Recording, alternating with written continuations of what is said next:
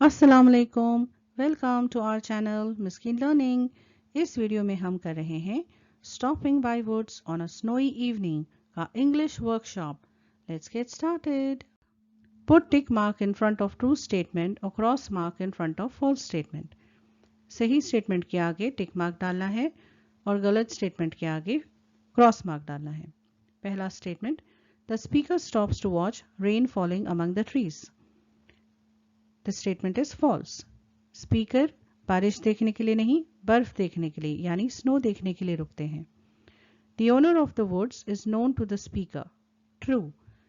जंगल के जिस हिस्से में स्पीकर रुकते हैं उसके ओनर को स्पीकर जानते हैं। The horse is worried about the cold and wants to keep going.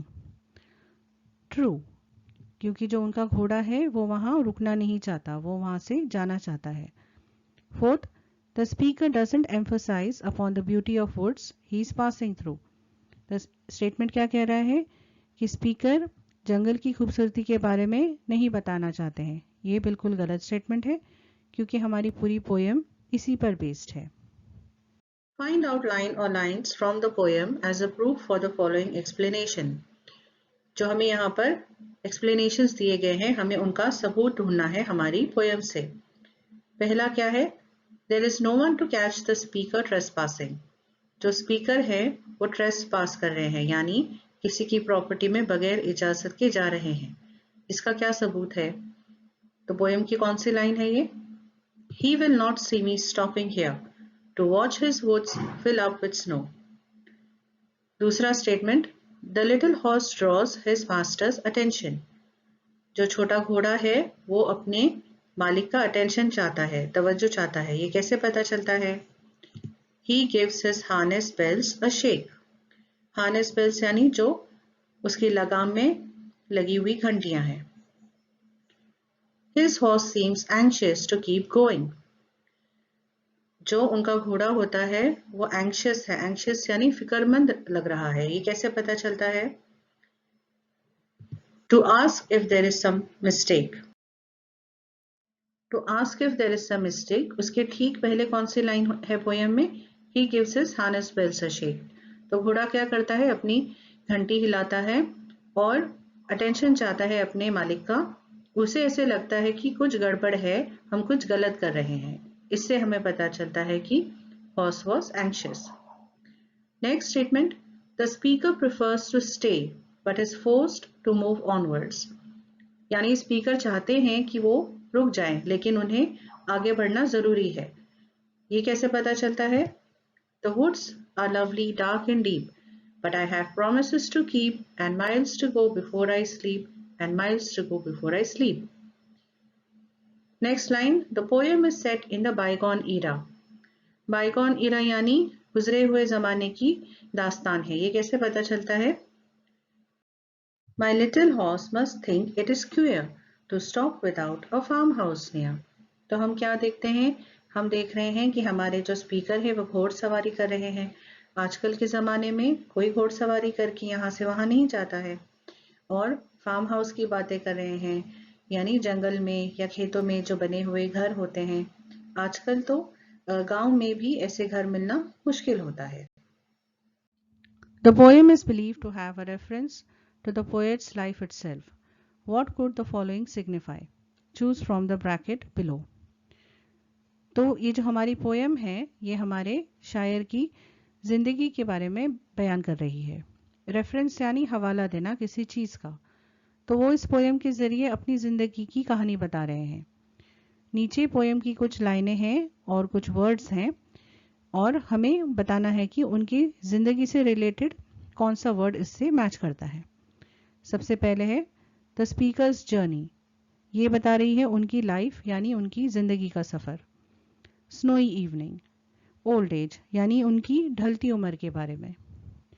Lovely deep dark woods, everlasting peace यानी पुरसुकून जिंदगी के बारे में। प्रॉमिसेस, ड्यूटीज एंड रिस्पॉन्सिबिलिटीज, जो उनकी जिम्मेदारियां हैं। स्लीप यानी मौत। Tell whether the rhyme scheme of the following stanzas is right or wrong. For the wrong rhyme scheme, give the correct one.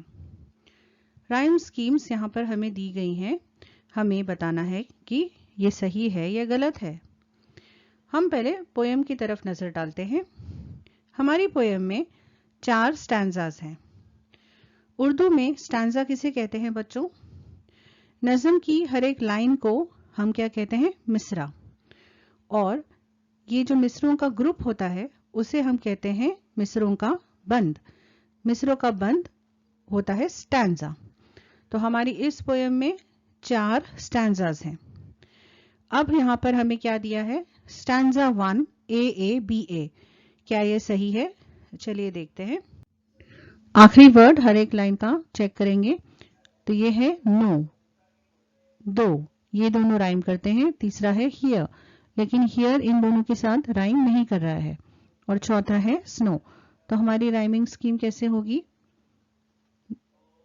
क्योंकि ये तीनों एक दूसरे से राइम कर रहे हैं तो ये तीनों ए हो गए और जो तीसरी लाइन है वो बी हो गई। अब चेक करते हैं हमारा पहला ए, स्टैंजा 1 A ये है सही जवाब। अब दूसरे स्टैंजा पर आते हैं। आखिरी वर्ड क्या है? क्यूअर, फिर नियर, तीसरा है लेग, लेकिन ये इनसे मैच नहीं कर रहा है, राइमिंग नहीं हो रही है। और चौथा है ईयर। तो यहाँ पर स्कीम क्या हो गई? बी और ये भी बी है। ये बी क्यों है? क्योंकि ये किससे राइम कर रहे हैं? हियर के साथ, जो ऊपर हमने बी मार्क किया था हियर को। तो हमारा ये बी का सिलसिला यहाँ पर शुरू हुआ। अब लेक अलग है तो लेक को हम मार्क करेंगे सी। तो हमारा दूसरा जवाब चेक करेंगे। स्टैंजा 2 B ये भी सही जवाब है।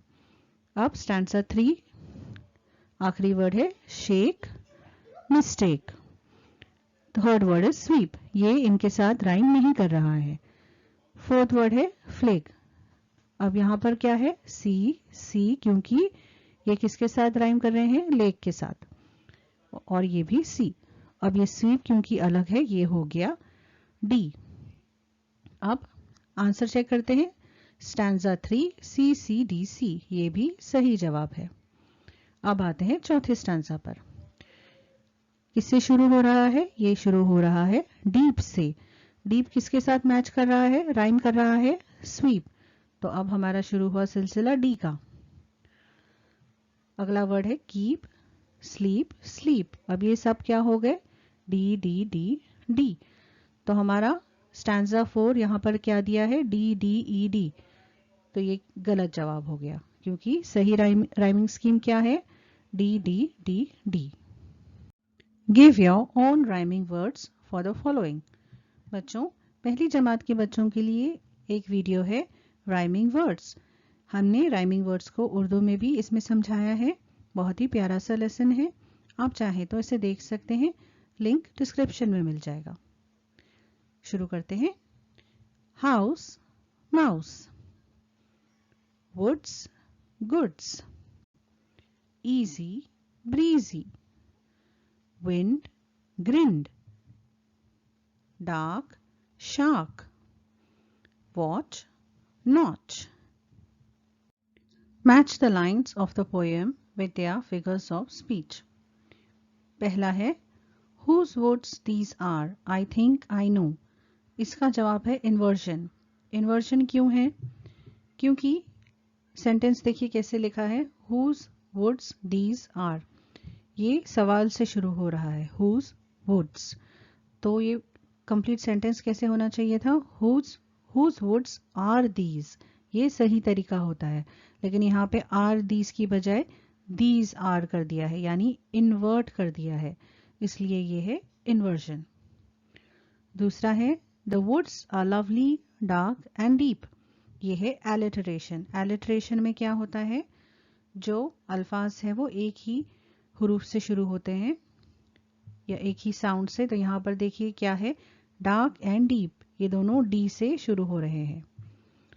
तीसरा है and miles to go before I sleep. And miles to go before I sleep, ये बहुत आसान है, इसमें जो है ये सारे अल्फाज रिपीट हो रहे हैं। आखिरी my little horse must think it queer. तो ये पर्सोनिफिकेशन है, वो क्यों? पर्सोनिफिकेशन का मतलब क्या होता है? जब किसी चीज को या जानवर को इंसान की खूबी दी जाती है, इंसान की तरह सोचने की या बिहेव करने की। तो यहाँ पर जो घोड़ा है हॉर्स, उसे ह्यूमन क्वालिटी दी गई है सोचने की। तो हमारा जवाब है 1C, 2A, 3D, 4B। Match the words given in group A with their meanings in group B. First word, mistake, error. Downy flakes, soft snow falling. Woods, jungle. Queer, strange. Complete the following web diagrams by adding suitable describing words in the boxes. One is done for you. Describing word यानी क्या होते हैं? Adjectives. पहला क्या है? पहले हम देखते हैं wind को. Cold wind, gentle wind, strong wind, fresh wind, wild wind. अब हम evening का देखते हैं. यहाँ पर example क्या दिया गया है हमें? Darkest evening, pleasant evening, lonely evening, memorable evening, cold evening. Pick out lines from the poem that contain imagery. Write them in your notebook. पहले देखते हैं imagery का क्या मतलब होता है. हर शायर की कोशिश होती है कि वो पढ़ने वाले या सुनने वाले को अपनी शायरी से बांध सके, तो वो ऐसे अल्फाजों का इस्तेमाल करके करते हैं जो हमारे 5 हवासों से या एहसासों से जुड़ पाए. वो 5 सेंसेस कौन से हैं? वो है देखना, सुनना, चखना, छूना और सूंघना. इससे क्या होता है कि हम ज़हनी, जिस्मानी और जज्बाती तौर पे उस शेर के साथ या उस नज़म के साथ जुड़ जाते हैं. जैसे इस पोयम में ऐसी बहुत सारी बातें हैं, बहुत सारे अल्फाज हैं जिनका इस्तेमाल हमारे पोएट ने किया है. जैसे मिसाल के तौर पे to watch his woods fill up with snow, यानी वो हमें मजबूर करते हैं ये इमेजिन करने के लिए कि एक जंगल है और उसमें बर्फबारी हो रही है, और जो पोएट है वो अपने घोड़े पर सवार है, वो कैसा महसूस कर रहे हैं. तो हम भी उस चीज़ से जुड़ जाते हैं. हमें इस तरह और जितनी लाइनें हैं वो यहाँ पर लिस्ट करनी है. ये है उन लाइनों की लिस्ट जिसमें इमेजरी है. Prepare a set of questions to interview a person who has just returned from a trek in the woods. Trekking यानी एक लंबा सफ़र होता है जो पैदल किया जाता है किसी जंगल में या पहाड़ पर. एक मंसूबा बनाया जाता है कि सफ़र कहाँ से कहाँ तक होगा, कितना लंबा होगा. लोग इसमें काफ़ी सामान अपने साथ एक बैकपैक में लेकर जाते हैं, क्योंकि इसमें वो कोई और सहूलत का इस्तेमाल नहीं करते हैं. वो चाहते हैं कि वो खुद पैदल ये जर्नी करें, ये सफ़र करें, ताकि कुदरत का मज़ा लिया जाए और नई नई चीज़ें देखने और सीखने को मिले. क्वेश्चन शुरू करते हैं. How long did it take to complete the entire trek? पूरा सफ़र तय करने में आपको कितना वक्त लगा? Why did you choose to go on this particular path for the trek? आपने इसी रास्ते को क्यों चुना? Did you take any training before going for the trek? क्या आपने कोई ट्रेनिंग हासिल की थी ट्रैक पर जाने से पहले? Do you enjoy trekking regularly? क्या आप ट्रैक पर जाना पसंद करते हैं अक्सर? Do you like to trek alone और विद अ ग्रुप? क्या आप अकेले जाना पसंद करते हैं या किसी के साथ? What precautions do you take before going on a trek? Trekking पर जाने से पहले किस तरीके की एहतियात करते हैं? Did you face any difficulties or dangers during the trek? Trekking के दौरान क्या आपने किसी मुश्किल का सामना किया? How was your overall experience of this trek? आपका तजुर्बा कैसा रहा? What was the best part for you about this trek? सबसे अच्छी चीज आपको क्या लगी ट्रैकिंग के बारे में? Would you recommend others for this trek? क्या आप दूसरों से कहेंगे ट्रैकिंग करने के लिए? अब है दूसरे सवालों का set. A person who has recently scaled Mount Everest. एक इंसान है जिसने माउंट एवरेस्ट की चोटी पर फतेह पाई है, तो अब उनके लिए क्वेश्चंस तैयार करने हैं. How do you feel after achieving this feat?